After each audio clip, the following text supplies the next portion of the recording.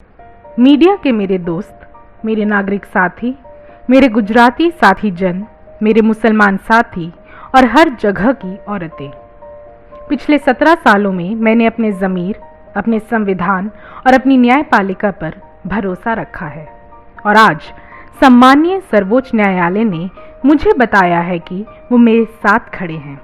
उन्होंने मेरे संवैधानिक अधिकारों को वापस पाने के मेरे दर्द, मेरी तकलीफ और मेरे संघर्ष को समझा है, जो 2002 की हिंसा में मुझसे छीन लिया गया था।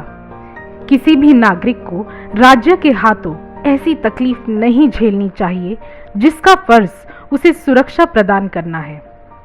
उन्हें उन नफरत भरे दिन रात के दौरान अपनी सारी नैतिकता को पूरी तरह खत्म कर देने की कीमत तो चुकानी ही चाहिए।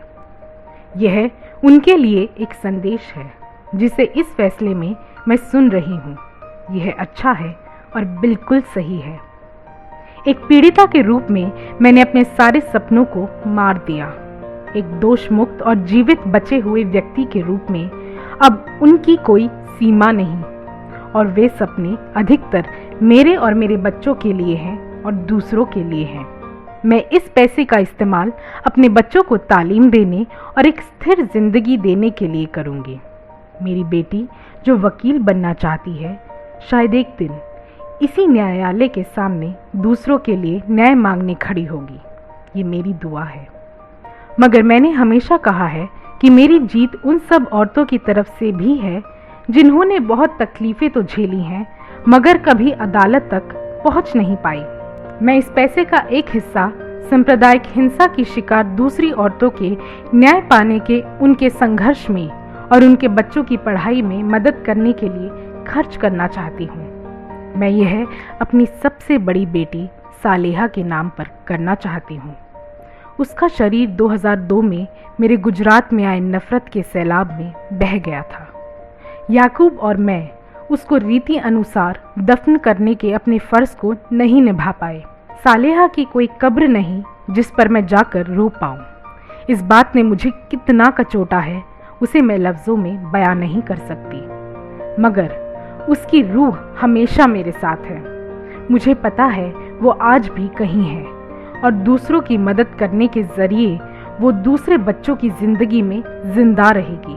मैं आज दुआ करती हूँ कि उसके जैसी पीड़िता की रूह, जिंदा बच गए लोगों की हिम्मत, आम नागरिकों के संघर्ष और भारत के लोकतांत्रिक संस्थान बार बार साथ आएंगे और उस नफरत और डर को खत्म करेंगे जिसने आज हमारे देश को जकड़ा हुआ है। मैं सम्मानीय अदालत का शुक्रिया अदा करती हूँ। मैं अपने वकील शोभा की शुक्रगुजार हूँ जो अटल रूप से मेरे हकों के लिए 2003 से खड़ी हैं।